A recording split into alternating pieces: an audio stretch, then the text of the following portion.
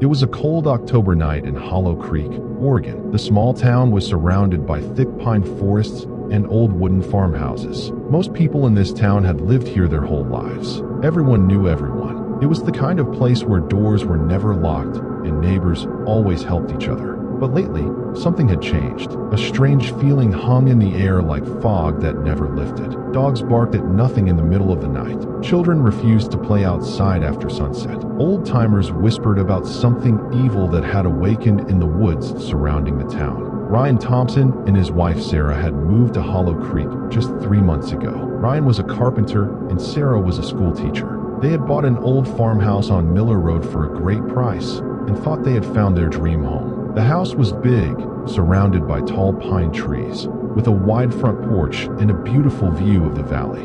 Their neighbors Tom Harris, Bill Cooper, and Martha Jenkins had welcomed them warmly. Everything seemed perfect, but that was before the nights started getting strange. It was 2:47 in the morning when Sarah suddenly woke up. Her eyes shot open and her heart was pounding. She lay still for a moment, trying to understand what had woken her. Then she heard it. Footsteps. Heavy, slow, deliberate footsteps coming from directly above her on the roof. She grabbed Ryan's arm and shook him hard. Ryan opened his eyes, confused and half asleep. But before he could say a word, he heard it too. Thud, thud, thud. Something was walking on their roof at 3 in the morning. Sarah's voice was trembling as she whispered that someone was up there. Ryan told her to stay calm and got out of bed slowly. He grabbed his flashlight from the nightstand and walked carefully toward the front door to check if it was locked. When Ryan reached the front door, his stomach dropped. The door was unlocked. He was certain he had locked it before going to bed, cackling into the swamp night as his magnificent mustache trembled with villainous joy. That very evening, without any weather warning whatsoever, a violent thunderstorm unleashed itself over Savannah and hammered down on River Street, flooded the famous squares, and filled every ditch, pothole, flower pot, and low-lying corner of the entire city with standing water, while Tails ran an urgent scan on his instruments and confirmed with dread that the storm clouds were entirely artificial and externally generated, which meant Sonic needed exactly 1 second to figure out who was behind it all. That night, while all of Savannah slept peacefully and unsuspectingly, Eggman and Orbit floated silently through the darkened city streets in mosquito ghost form, drifting hungrily toward Green Hills Farm. But Blaze sensed them coming before they even reached the barn door and let out a massive panicked moo that jolted Tails awake at his computer terminal instantly. And by the time Eggman and Orbit had shrunk themselves into tiny mosquito form and landed smugly on Blaze's hide, Sonic was already standing in the barn with a flashlight, scanning every inch of the stall with sharp, focused eyes until he spotted them. And then one supersonic finger snap later, both mosquitoes went flying out the barn window and crash-landed in Forsyth Park, dazed, defeated, and profoundly embarrassed. Lying flat on the Forsyth Park grass and staring up at the Savannah stars, Eggman made a furious decision that there would be no more sneaking and no more small attacks, because his mosquito robots were already hatching in every puddle across the city, and by morning there would be millions of them swarming everywhere. And indeed, when dawn broke over Savannah the very next day, the city woke up to absolute chaos, with mosquitoes blanketing River Street, filling the air above the historic district, driving tourists from the waterfront, shutting down restaurants on Broughton Street, and hitting every tone so final and so gentle that he never asked again. The dreams began in the 3rd year. Every night Daniel found himself walking through Maplewood Cemetery alone under a pale, oversized moon. He would walk through the rows of headstones feeling pulled toward something in the far corner of the cemetery. He would reach a headstone under a dead tree and stand before it and then hear footsteps behind him. He would turn and Clara would be there in her pale blue dress looking at him with that same expression of love and sorrow mixed together. "I am so sorry, Daniel," she would say. Then he would wake up. He had the dream every night for a month. He began watching Clara differently. He noticed that the cat from next door that used to come to their porch every evening had stopped coming entirely. He noticed that the flowers Clara planted in the garden all died within a week. He noticed that she never cast a shadow in quite the right direction. He told himself over and over that he was being foolish. Then one evening he came home and Clara was not there. He called her name through every room. He tried her phone. He waited for 3 hours.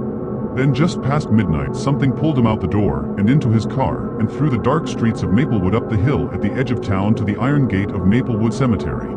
The gate was open. Daniel walked through the rows of headstones in the moonlight, knowing exactly where to go without knowing how he knew. Past the old section, past the newer granite stones, all the way to the far corner under the dead tree. And there was Clara standing with her back to him in her pale blue dress, perfectly still. "Clara," he said. She turned around slowly. Her face was exactly as he knew it. But in the moonlight of the cemetery he could see through her. Not completely, but just enough. Just the faintest translucence that made the headstone behind her faintly visible through her shoulder. Daniel looked past her at the headstone. Clara Jan. He had mentioned to help her. She went to the closet. She returned with the garment bag. The woman's eyes lit up in a way that sent ice through Cassie's veins. She snatched the bag and clutched it to her chest. "Perfect. Now you go lie down. I'll be right outside watching over your dreams." A low laugh. "Don't worry about any bad dreams tonight. I'll be here." After midnight, Cassie began to dream. She stood in a field, completely dark, no stars. Her arms cradled an infant. Across the darkness, that figure from Dorothy's photograph loomed enormous before her, its eyes glowing like 2 hot coals. It reached out a hand. It took the baby and disappeared into the dark. Cassie screamed herself awake, soaked in sweat, heart slamming. Then the pain hit, sharp, twisting, low in her abdomen. "Mabel? Mabel?" No answer. Front door unlocked. Hallway empty. The woman was gone. Cassie called Janet with shaking hands. Janet was at the door in under 3 minutes. "Hospital right now." "No. Listen to me first." Cassie gripped her arm. She told Janet everything. The photograph from Dorothy, the Sourmill, the crying cats, the woman who came at 11 p.m. and took the wedding dress, the nightmare, the pain. Janet's face went through confusion, then recognition, then fury. "Dorothy Vance."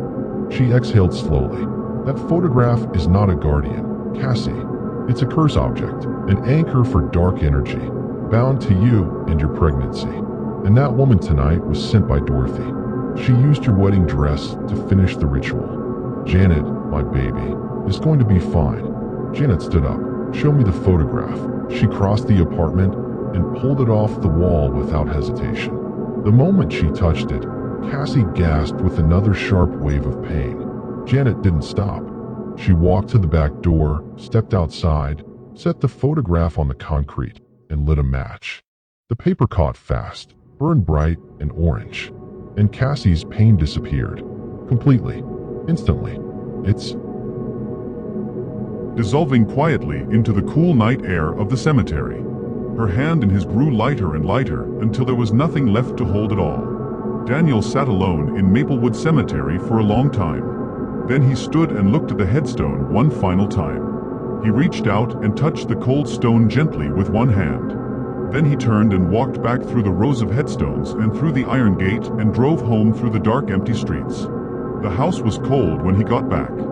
He turned on every light and made himself tea and sat at the kitchen table. The chair across from him was empty again, but it did not feel the same as it had before Clara. Something had permanently changed.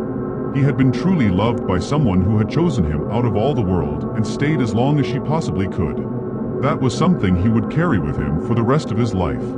Daniel finished his tea and went to bed and slept without dreaming for the first time in a year.